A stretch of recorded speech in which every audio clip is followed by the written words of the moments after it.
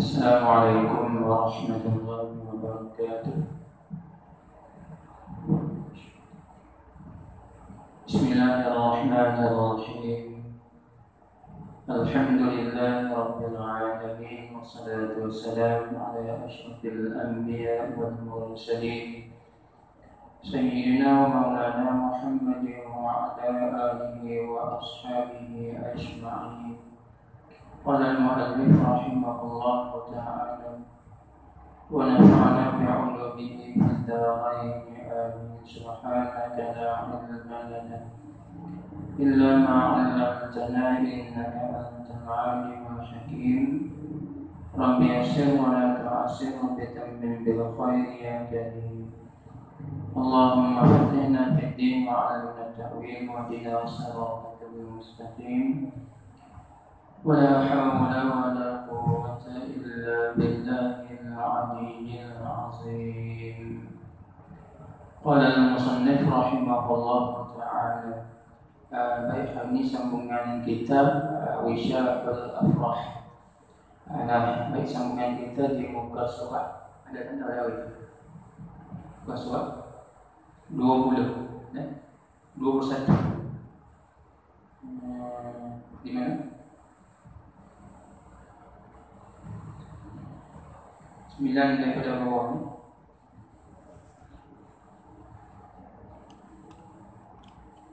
Maka aurah. Qala al-musannif rahimahullah ta'ala. Baik, kita sambung kembali pada malam pengajian kita Wisyatul Afrah di muka surat 21. Kita tengok semula baris yang ke-9 daripada bawah. Bawah baris 9 naik ke atas. Baik, sambungan kita pada katanya maka aurah sahaya perempuan, dan jika al-muba'ah atau khunsa sekalipun antara pusat dan lutut pada sembahyang dan pada laki-laki yang mahramnya dan pada khulwah dan segala perempuan. Baik. Qala al-musannif rahimahullahu ta'ala. Maka aurah. Maka aurah ni asal daripada aura ya'uru auratan. Asal mana aib ataupun celah. Tetapi kata ulama sekarang ni jadi satu lafaz yang jadi hakikat urfiyah. Lafaz yang dijadikan satu istilah di sisi ulama fiqh. Bila sebut aurat ni pada iaitulah anggota tertentu yang wajib ditutup dan haram ditengok. Asal pada bahasa aurat ni makna aura ya'uru auran. Aurah. Mana aurat ni celah ataupun aib. Jadi itu pada bahasa Arab. Tetapi ulama fiqh jadikan satu istilah sebutan bila kata aurat. Faham kena di atas maknanya anggota tertentu yang wajib kita tutup dan haram ditengok. Maka munasabahlah dengan makna bahasa tadi, mana kata wajib tutup dan haram tengok, tiba-tiba buka juga dan tengok juga, membawa kita dicela dan dikeji.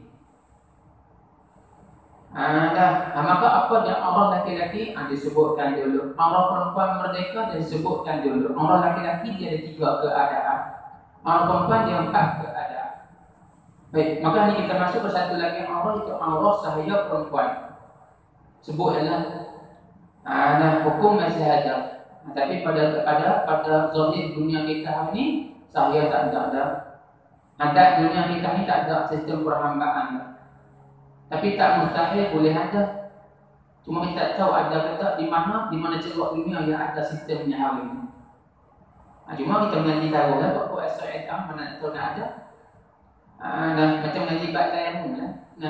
Ngaji bab tayamum, ngaji okor start bab tayamum bukan ada guna pun, memang tak guna, tak tahu, tak mustahil satu hari kita akan guna. Kita akan beramal dengan tayamum. Maka aurah sahaya di hamba perempuan. Apa hamba? Hamba ni kata ulama ialah manusia yang berada di bawah milik orang. Diri tubuh dia itu bawah milik orang. Apa mana milik? Mana milik orang ni, mana orang boleh jual dia, beli dia, sewa, gadai, tebus. Mana? So, boleh pinjam pada orang lain. Macam kita tak boleh orang jual kita. Jual manusia tak sah. Sebab kita bukan orang milik orang. Berkahwin tiba-tiba tak ada duit, jual anak seorang tak boleh, tak harus dan tak sah jual anak. Sebab anak bukan milik kita. Jual isteri 3 orang. Bawa tak ada duit, jual seorang tinggal 2. Sah tak sah.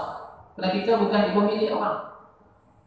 Adapun hamba ni pemilik sungguh. Maka apa hukum jika tak ulama? Allah bagi hamba. Dan jika al-muba'ah, dan jika hamba itu hamba muba'ah sekalipun. Apa hamba muba'ah? Hamba yang setengah-setengah. Mana setengah tubuh dia merdeka, setengah tubuh dia lagi hamba. Lagu mana? Contoh yang mudah saja. Zaman dulu tiba-tiba kawan ni nak hamba. Kalau ada orang jual hamba, maka seorang hamba dibeli oleh 2 penghulu, 2 tuan dia. Share duit seorang, apa harga 30,000. Hak nak beli ni share duit seorang 15,000. Cukup 30, maka dibeli seorang hamba. Maka hamba ni ada 2 tuan. Ikut kan? Dah 2 tuan, maka ketiga tu, maka tuan dia setuju dah. Kita selang sehari. Sehari di rumahmu, sehari di rumah aku, dia buat kerja. Tiba-tiba dia tak lama, tuan yang pertama ni, dia kata apa? Dia kata, aku merdeka dan engkau daripada bahagian aku mahal 15,000, hak tuan pertama tu dia merdekakan. Cuma tunggu tuan kedua saja. Tuan kedua tak kata apa lagi. Kata ulama, dia panggil hamba muba'ah. Setengah merdeka, setengah hamba. Maka apa hukum hamba muba'ah? Hamba wal muba'ah atau unsa sekalipun dia hamba tapi dia unsa, bukan laki-laki. Nah, laki-laki pun boleh hukum, perempuan boleh hukum, boleh jadi. Unsa muskil. Nak hukum laki-laki pun tak boleh, nak hukum perempuan pun tak boleh. Baik, apa hukum aurat dia? Kata ulama, antara pusat auratnya antaranya anggota yang antara pusat dan lutut. Maka aurat hamba ni ketika walaupun apa juga keadaan hamba dia sekalipun, kata ulama, aurat dia adalah anggota yang antara pusat dan lutut. Di mana yang ada anggota antara pusat dan lutut hamba ni boleh hidup? Pada sembahyang dia. Ketika sembahyang wajib tutup anggota yang antara pusat dan lutut. Yang lain boleh. Maka kata ulama, aurat hamba perempuan dan sembahyang sama seperti aurat laki-laki. Tutup gelap tubuh juga. Anggota yang antara pusat dan lutut saja wajib tutup. Yang lain buka pun tak apa. Soh sembahyang dia. Sebab hamba ni dia hukum setengah daripada hukum perempuan merdeka. Dan sembahyang aurat dia anggota yang antara pusat dan lutut sama macam aurat laki-laki. Baik. 1. Dan pada laki-laki yang mahram, yang di sisi laki-laki yang mahram wajib tutup anggota yang ada pusat dan lutut saja. Hal ini tak ada masalah apa, tak dosa bukan. Sebab itu laki-laki yang mahram dengannya, adik dia, abang dia umpamanya, maka tak wajib tutup. Daripada anggota yang ada pusat dan lutut. 2. Yang ketiga, dan pada khulwah ni, pada ketika bersunyi diri, berseorang diri, duduk dalam masjid seorang-seorang, duduk dalam bilik seorang-seorang, patut pintu selok, maka wajib itu anggota yang antara pusat dan lutut juga. Laki-laki duduk dalam bilik, aurat dia cuma 2 pemanduan saja. Maka kita duduk seorang bilik, apa masalahnya? Nak buka belanjang pun, maka penjaga juga hukumnya. Sebab kalau kita buka, maka jin, makhluk-makhluk ini nampak, malaikat nampak. Menjaga juga bukan sekadar diri kita dengan Allah Ta'ala saja, bukan sekadar manusia. Menjaga juga ada pandangan makhluk-makhluk lain. Betul Allah perlu lindung kita. Betul Allah perlu lindung kita. Baik. Dan segala perempuan ini, di sisi semua perempuan-perempuan, maka hukum aurat sama saja. Merdeka tak merdeka, perempuan jumpa perempuan, aurat mereka antara pusat dan lutut. Anggota tu saja wajib tutup. Hal ini tak ada masalah kok. Kalau panggil apa? Panggil dalam jama'atun nisa. Macam budak-budak asrama kan. Dalam bilik tu. Apakah aurat sama-sama dengan perempuan? Aurat dia wajib tutup antara anggota yang antara pusat dan lutut saja. Sebab sama-sama perempuan. Nanti lagi. Adapun aurahnya aurah hamba perempuan tadi, sahaya perempuan tadi. Di mana? Pada laki-laki ini di sisi laki-laki yang halal, laki-laki yang halal atau halal. Apa halal? Halal ini laki-laki yang asing, bukan mahram dia. Begitu hamba perempuan, aurat jadi hadapan laki-laki yang bukan mahram. Siapa dia laki-laki yang bukan mahram ni? Nah, iaitu lain daripada mahram dia. Lain daripada ayah dia, lain daripada abang dia, lain daripada adik dia. Nah, lain daripada pak nakal dia, belah ayah, belah mak, lain daripada anak nakal, terus belah anak pun laki-laki bagi adik dia atau pak dia. Maka lain bertujuh golongan itu bukan mahram. Sepupu umpamanya, maka dia sahaya, sepupu yang merdeka. Tiba-tiba lalu maka apa hukum aurat saya perempuan dengan sepupu dia? Dia hamba, sepupu dia merdeka. Baik, maka apa hukum anda? Maka sekalian badannya, maka auratnya sekalian badan. Aurat hamba itu sekalian ada. Sebab apa? Sebab di hadapan laki-laki yang bukan mahram. Laki-laki itu bukan mahram dia, maka aurat dia sekian badan, wajib tutup semua anggota tubuh badan dia, melainkan muka dan juga dua tapak tangan. Itu saja dibenarkan. Sebab bukan mahram itu kata Islam memelihara sebuah maruah dan juga kedudukan wanita atau perempuan. Jaga dengan cara apa? Tutup, sebab benda itu. Jadikan perempuan dalam bentuk keadaan yang cukup keindahan, cukup indah. Perempuan dijadikan, sebab itu kata ulama sekalian, tubuh perempuan itu perhiasan. Zuyyina lin-nasi hubbu syahawati minan nisa zina. Perhiasan bagi manusia itu banyak, iaitulah perempuan. Tubuh perempuan itu sebenarnya tubuh dia perhiasan bagi suami. Seperti perhiasan bagi suami. Bila perhiasan benda elok, maka wajib tutup. Jangan bagi orang tak patut tengok. Bila orang tak patut tengok, nanti dia rosak. Macam kita beli biji batu mutiara, harga berapa? 50,000. Batu mutiara harga 50,000. Nak tunjuk ke semua orang. Dah, buat balik simpan dalam rumah senyap. 50,000 sebiji, besar mana? Besar jari tunjuk kan? Ni besar punya jari tunjuk ni kan, biji 50,000. Nak tunjuk ke semua orang kan? Takkan awal tuan-tuan saya beli batu mutiara main umur di masjid je. Lepas bayar tuan Iman saya nak buat pengumuman sikit apa? Tak apa saya nak umum. Pegang-pegangan tuan-tuan saya baru saja beli biji batu mutiara harga 70,000. Tuan-tuan nak tengok sila pergi rumah. Dah orang kepepeng tu cari nyakit ni. Nak tunjuk pasal apa dia? Nak tunjuk orang terdekat ni pun.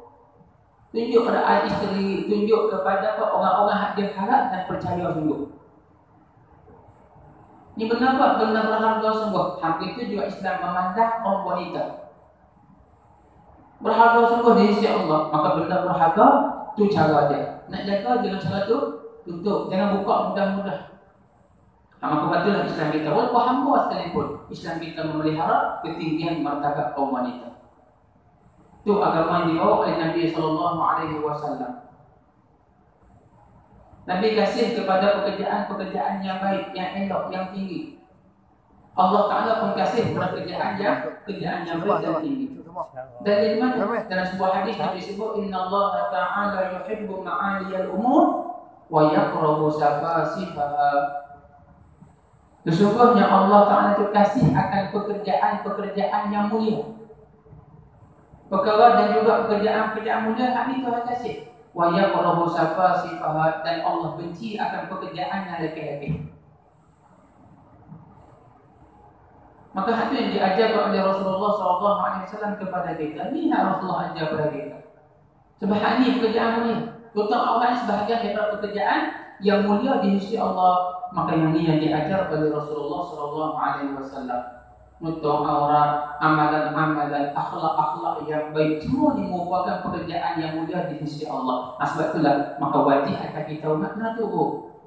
Siapa nak kepada kemuliaan tu. Tak tunggu sebab tu jadi hina kita. Nah, jadi hina kita. Di pandangan mata musuh kita jadi hina. Lebih lagi di pandangan Allah dan Rasulullah. Pasal tak tunggu. Di musuh hilang sifat gerun kepada kita, takut dan juga hormat kepada agama kita. Kenapa? Kita sendiri yang buat kerjaan lekeh. Buat kerjaan yang boleh menjatuhkan martabat agama kita sendiri. Maka, ya. Sebab kita buat begitu. Sebab cinta dan kasih kita kepada Allah dan Rasul itu rendah. Puncak cinta dan kasih kita kepada Allah dan Rasul itu rendah lah. Tak boleh kita nak buat benda Tuhan suruh. Buat tengok adab orang mencinta lagu mana. Kalau seorang cinta dan kasih pada kasih dia, tak suruh punya buat lah. Nah, tak suruh punya buat. Seorang duduk di Kelantan, seorang duduk di Kedah.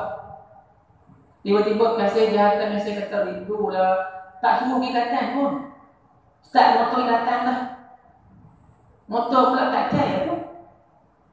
Sampai di rumah kasih dia lubuh je. Pasal apa dia? Pasal kasih dan cinta. Dia kasih dia kata rindu ya, tak suruh pergi pun. Bo kata rindu, start motor selalu tak ada tiket banyak dah. Begitu juga kita dengan Rasulullah SAW dan juga Allah Ta'ala. Orang yang kasih kepada Rasulullah dan Allah Ta'ala, benda hak Tuhan tak wajib dia. Sebab itu kata benda ni Rasul dan Allah kasih. Sebab itulah para sahabat dan juga ulama salafus saleh dulu. Benda-benda sunat walaupun tak wajib, maka buat lebih daripada sepatut. Imam Ahmad bin Hanbal saja sembahyang tahajud dia tiap-tiap malam 300 rakaat. Orang tanya kepada anak dia Imam Abdullah bin Ahmad. Anak dia Imam Abdullah. Imam Ahmad ni pula dia guru kepada Imam Bukhari. Nah, sebab tu kata apa? Imam Bukhari ni hebat dalam bidang hadis. Nah, melebihi Imam Syafi'i. Nah, padahal Imam Bukhari sebahagian daripada anak murid Imam Syafi'i. Dia tak ada mengaji Imam Syafi'i sebab Imam Syafi'i ketika wafat Imam Syafi'i umur dia baru 8 tahun. Lahir 196 Hijrah Imam Bukhari. Imam Syafi'i wafat pada tahun 204 Hijrah. Jadi masa hari wafat Imam Syafi'i, Imam Bukhari baru umur 8 tahun. Dia tak ada mengaji dengan Imam Syafi'i. Lepas tu siapa tok dia? Tok dia bidang fiqh nama dia Imam Muhammad Ibn Hasan. Dia tengah mengaji dengan Imam Muhammad bin Hasan ni. Imam Muhammad bin Hasan nampak ada tabiat dan perangai Imam Bukhari ni sesuai dengan hadis. Fiqh boleh, mengaji boleh. Tapi kalau bab hadis dia cepat tangkap.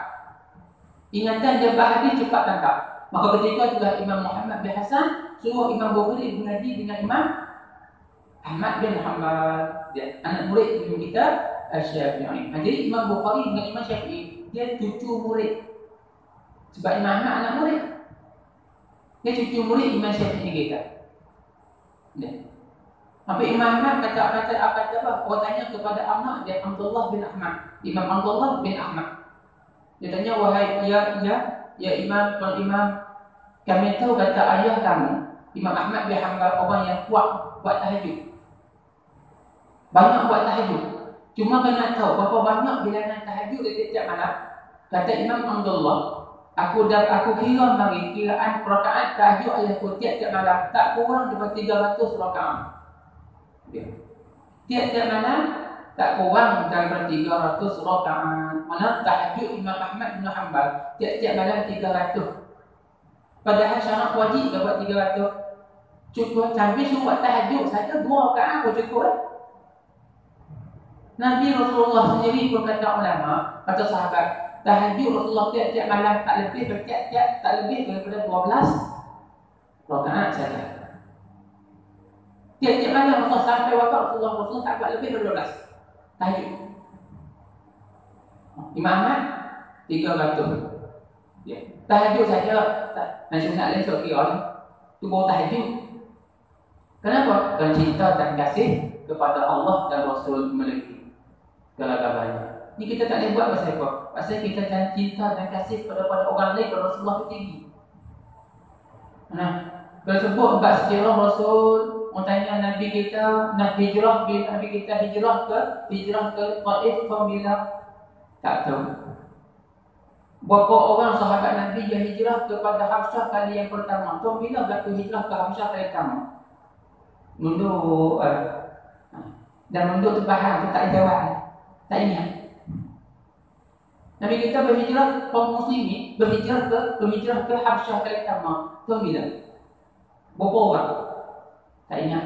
Tapi kalau tanya sejarah orang sepak, boleh ingat lagi. Mukhtar Zahabinya, mana?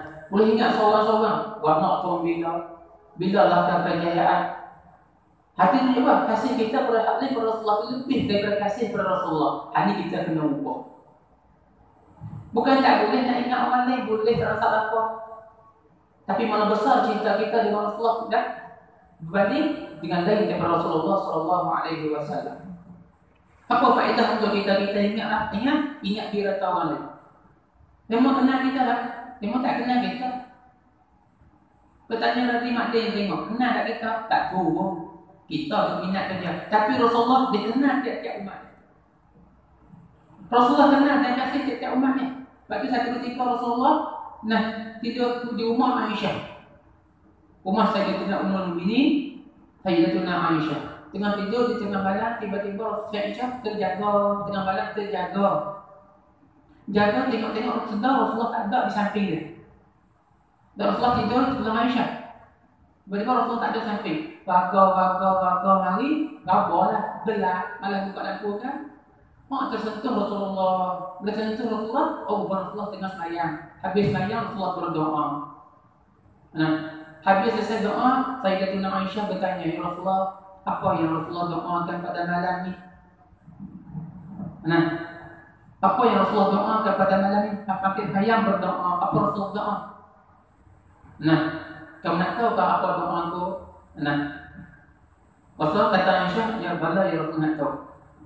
Doa aku yang kata, doa tiba maka Rasulullah berdoa, Allahumma ghfir li Aisyah ma qaddamat wa akharat. Wa ma a'lanat wa ma asarrat.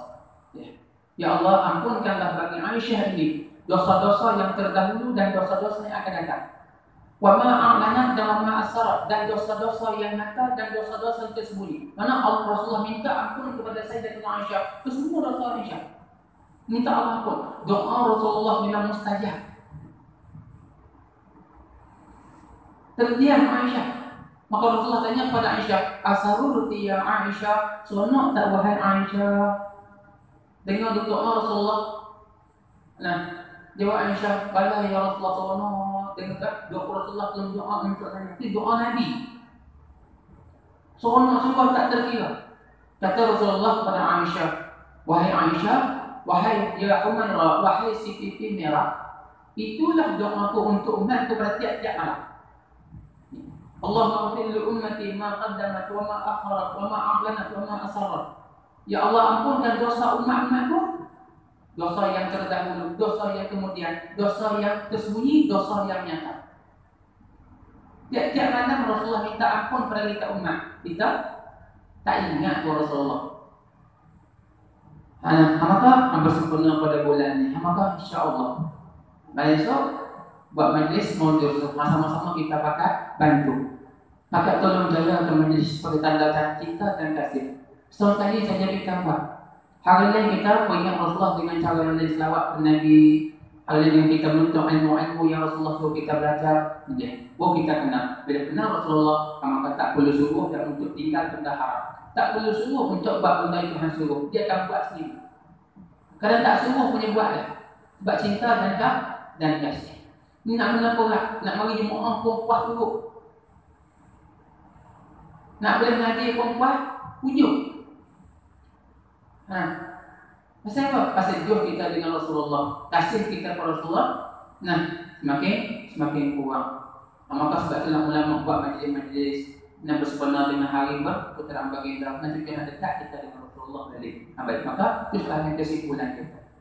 Baik, maka kata ulama, orang yang berturut perintah Allah, hanya dia orang kasih kepada Allah.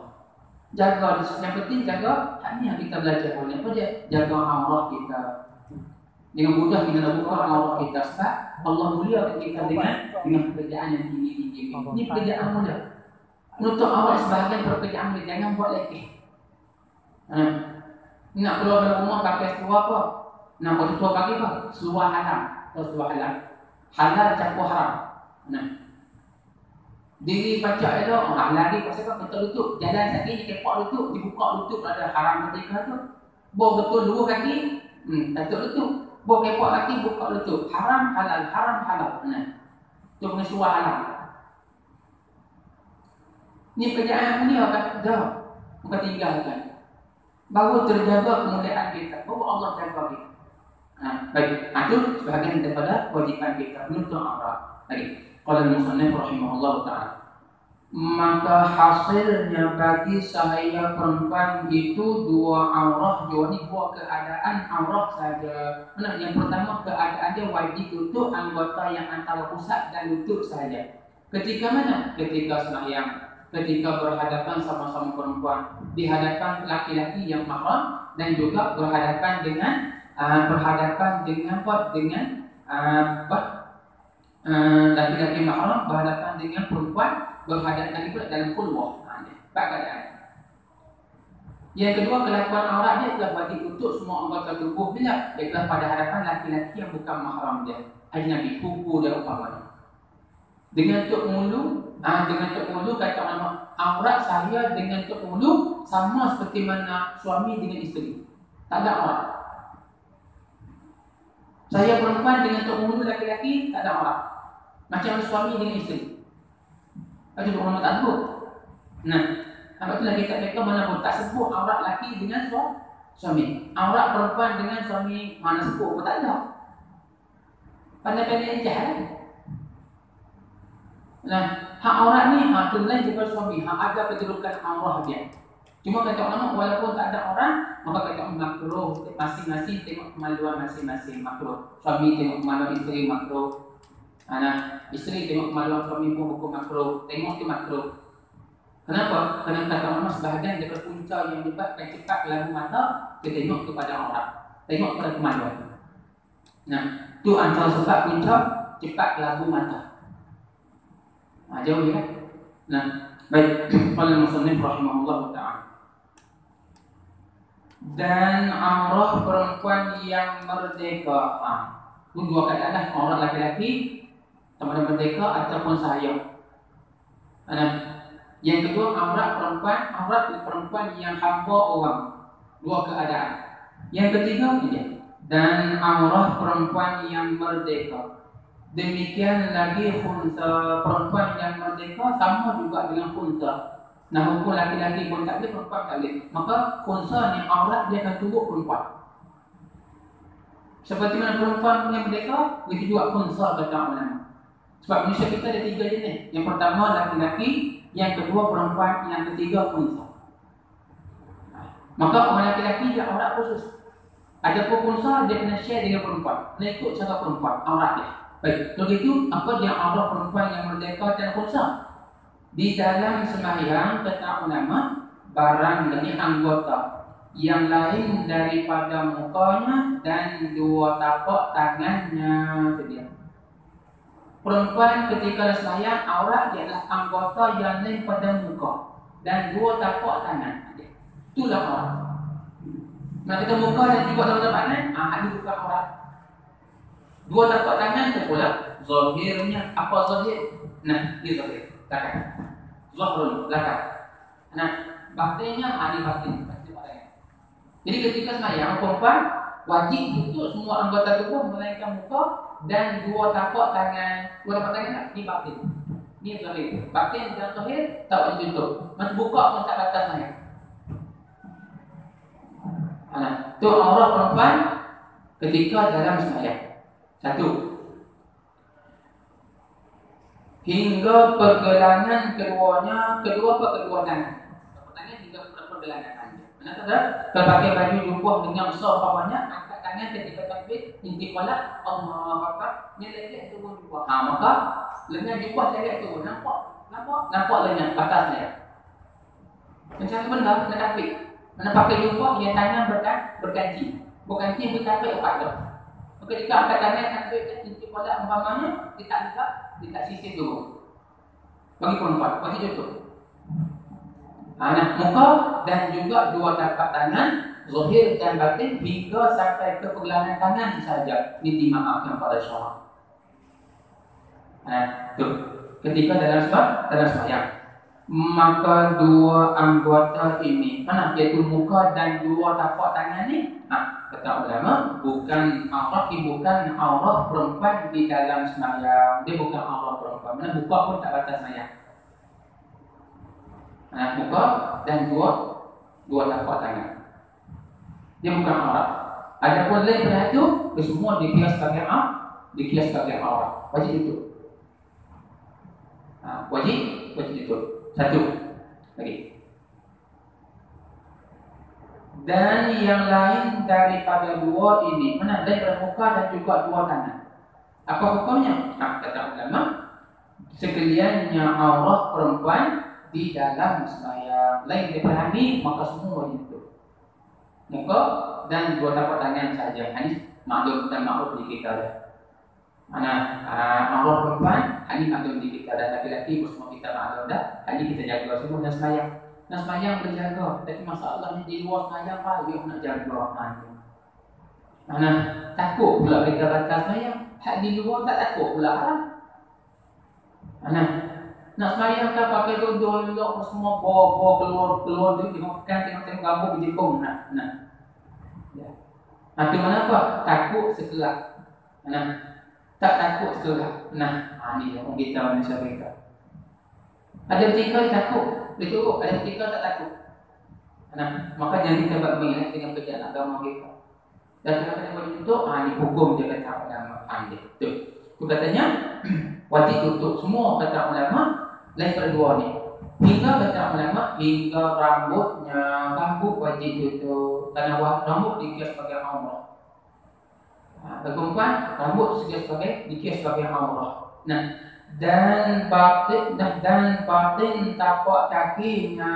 Ketika saya wajib tutup batin tapak kaki, perut tapak kaki tu kemudian batin. Batin ni mana perut ni tapak tangan ni, perut tapak tangan ni, perut pada jari ni, perut tapak tangan kemudian batin tu perut lah. Kadang-kadang mari Ahad dia sebut batin tu dengan matnun. Matnun ada perut juga, kandungan. Dia sebab perut ni benda mengandung benda lain. Macam karung tu bagaimana? Ada matnun, karung, perut. Batun perut. Akan tiba-tiba maka ni paling perut tapak tangan. Ini punya zahrun belakang. Maka kata ulama, sehingga batin tapak kaki, perut tapak kaki juga dikira sebagai aurat. Wajib kena jaga. Tutup. Tetapi kata ulama, walaupun batin perut tapak kaki itu aurat, wajib tutup kerana pakai stocking. Kata ulama, tetapi memadai menutup tapak kakinya dengan bumi pada ketika berdiri. Padahal dah dengan dia pijak di atas bumi, maka bumi tertutup tapak kaki dia. Tapi pada ketika sujud, menjaga. Masa sujud tiba-tiba kainnya singkat, tapak kaki nampak. Ketika tu hukum batal sembahyang. Sebab bukan bumi tertutup dah. Masa berdiri tak apalah, berdiri rokok. Tapi masa ketika sujud dan duduk, maka ketika tu kalau zahir tapak kaki, maka apa hukumnya? Batal sembahyang. Hakim pakai kain lampu. Wajib dia pakai stocking, tak wajib. Tengok. Kalau pakai sembahyang dia tu singkat, maka wajib perempuan sebut pakai stocking. Kain dia tu sampai apa? Ketika sujud tadi membawa pada tapak kaki dia terbuka. Pasal kain singkat, tak ditutup dengan kain. Ketika tu wajib pakai stocking. Adapun kita laki-laki tak, kata orang tak sunat, bahkan makruh pakai stocking. Itu tak ada uzur. Ada uzur tak apa. Ni mari masjid, pakai stocking. Stocking pula tak basuh seminggu pula. Lagi teruk. Apa hukum? Makruh kata ulama. Sebab kita laki-laki kata ulama, lain daripada dahi sunat buka. Dahi wajib buka. Dahi wajib buka. Maksud kata jemaah. Maka mesti kita buka dahi kita. Tapak tangan dan tapak kaki, ni sunat kata orang buka. Kalau tertutup, makruh. Pakai sarung tangan, pakai stocking, makruh. Kalau tak ada uzur. Kalau uzur tak apa, macam orang ada penyakit saraf umpamanya, kaki dia tak boleh sejuk. Pakai stocking lah. Kalau sejuk saat ini kebah, saat ini sakit, dia tak ada gerak payah. Kaki keras keren, ketika tu, pakai stocking. Macam kita pergi Mekah Madinah musim sejuk umpamanya, tak pakai kop, tak boleh duduk kita. Sejuk. Nah, ketika tu boleh sembahyang dengan kaki bertutup sebab tak musuh. Tak boleh. Ada pun lutut, lutut kita wajib tutup juga sebab tu aurat sembahyang.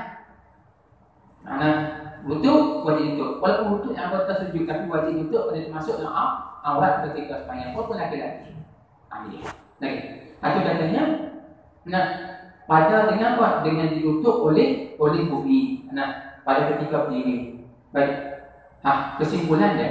Maka jika zahir tapak kakinya apa dia? Nyata, itu bukan zahir. Nyata tapak kaki. Mana zahir ni orang tengok lah. Nah, kalau orang tengok dia nampak tapak kaki dia. Nah, sebab terbuka, itu nyata. Maka jika zahir tapak kakinya atau tumitnya, tumit tapak kaki atau tumitnya, tumit perempuan. Nah, ataupun ada ketika rokok dengan sebab rokok kan tersedak sikit ni nampak tumit apa hukum? Ketika sujud, ketika duduk nampak tapak kaki apa hukum? Ada perempuan dan juga unsa. Kata ulama atau ketika sujud, ketika rokok, ketika sujud, ketika duduk apa hukum? Batal sembahyangnya dia. Buat sebalik saja hukum batal sembahyang kata ulama. Sebab itu nama aurat. Ketika sebenarnya wajib tutup aurat. Itu syarat bagi sah. Bila terbuka aurat maka ternafi satu syarat sah. Maka apa hukum? Batal ya. Bagi perempuan. Andai. Pernah cakap lagi. Adapun aurat perempuan merdeka dan unsa. Andai. Perempuan merdeka dan unsa. Tadi aurat perempuan merdeka dan unsa di mana? Di luar sembahyang. Jangan sembahyang. Maka wajib tutup semua anggota tubuh termasuk tapak kaki, termasuk kita kami termasuk lengan-lengan umpama wajib tutup habis. Melainkan muka dan dua tapak tangan, batin dan zahir saja. Ini saja. Maafkan. Maka di luar sembahyang bagaimana pula aurat perempuan merdeka, dan juga unsa. Maka sekalian badannya, badan perempuan, maka auratnya sekalian badan dia. Semua seluruh tubuh. Sehingga satu pendapat ulama mengatakan termasuklah muka. Termasuk muka. Termasuk ni. Zahir, batin tapak tangan. Nak tutup, nak pakai apa? Nak pakai macam geluh dia. Tak ada empat pakai geluh kan tutup tapak tangan ni. Dia. Itu satu pandangan ulama.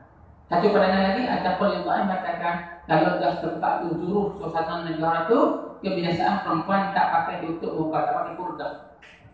Dan tak pakai apa? Tak pakai kita kan geluh. Kata tutup tapak tangan dan juga batin dan juga zahir. Maka kata ulama, maka itu tak masuk dalam aurat. Ikut suasana tempat negara atas satu pendapat yang lain. Tapi pendapat yang utama termasuk muka dan batin tapak tangan dan zahir tapak tangan sekali. Wajib tutup juga.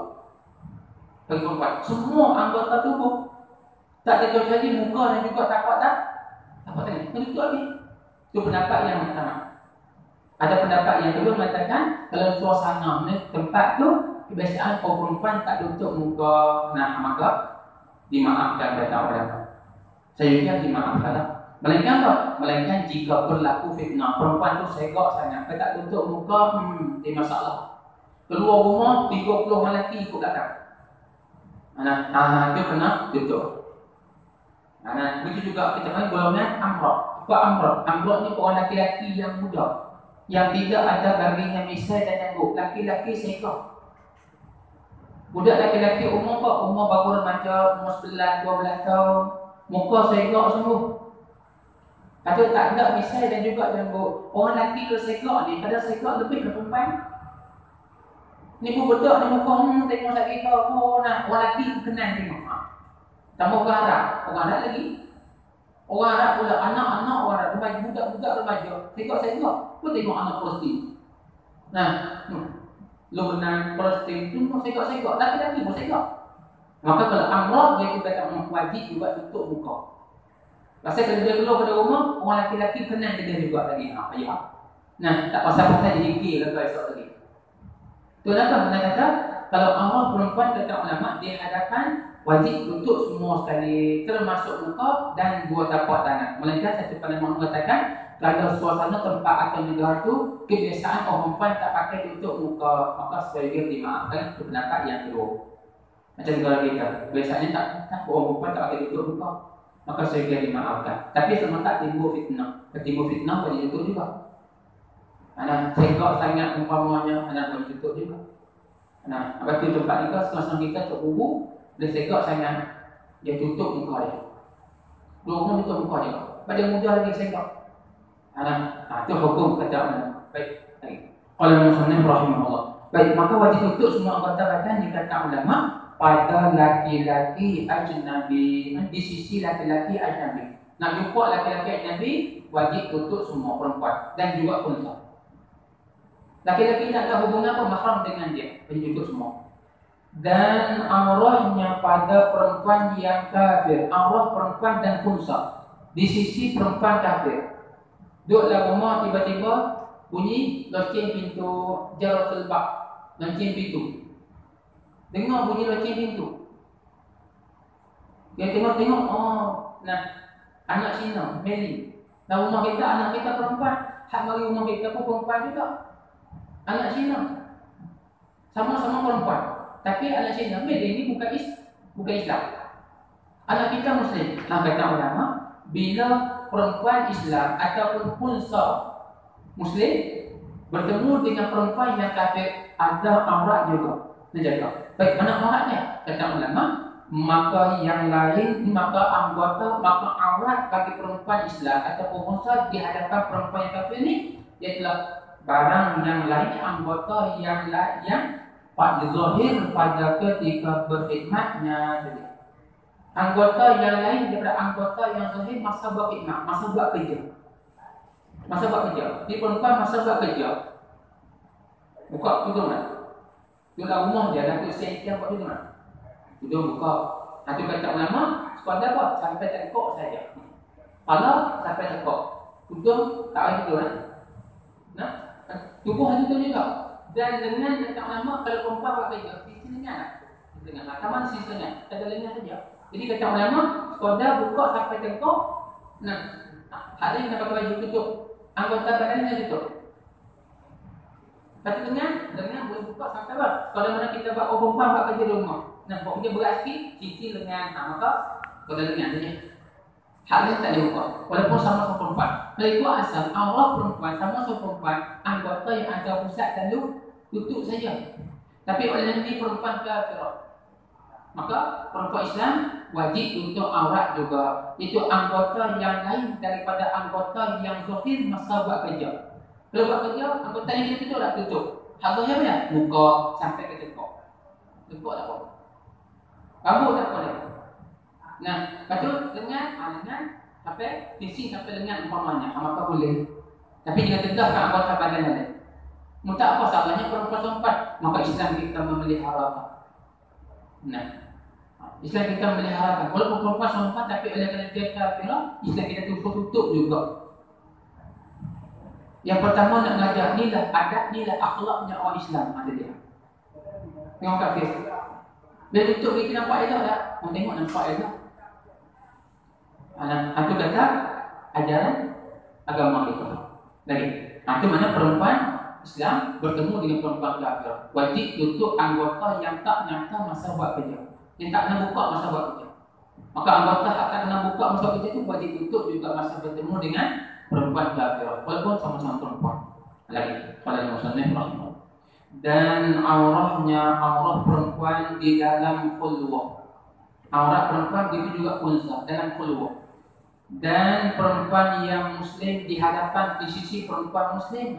Aurat perempuan ketika duduk sunyi sama-sama diri dan bilik, ataupun duduk sama diri dan bilik, ataupun duduk bertemu sama-sama perempuan yang muslim. Jumpa sama-sama perempuan dua-dua Islam. Mari rumah kita umpamanya, ataupun duduk sembang dalam bilik dua-dua. Duduk dalam bilik dua-dua. Maka apa hukumnya? Lagi pula, dan laki-laki yang mahramnya macam mahram, dia macam muhrim. Ini kita sudah sebut muhrim. Saya dengan dia muhrim. Muhrim itu kata orang yang niat ihram haji atau umrah. Itu muhrim. Dia nak baca dua cara kata ulama. mahram atau muharram. Mana orang yang diharamkan kahwin, atau kita dengan dia diharam kahwin, itu muharram. Atau baca mahram dengan masdar mimi, atau saya dengan dia haram. Haram apa? Haram kahwin, itu mahram. Kalau muharram, orang yang diharamkan nikah, tak boleh nikah, itu muharram. Kalau baca muhrim, itu ahrama yuhrimu ihram, orang yang tu nak ihram, itu muhrim. Nah, maka sebutannya jaga juga lah. Takut silap, orang silap faham. Nah, ambil. Baik, maka tiba-tiba perempuan ni atau perempuan duduk beradat dengan laki-laki yang mahram dengan dia, pada abang dia, adik dia, umpamanya ayah dia, pak nakan sebelah ayah, pak nakan sebelah mak, anak nakan dia, umpamanya. Maka dia duduk dengan golongan laki-laki yang mahram dia. Baik, maka kata ulama apa aurat dia?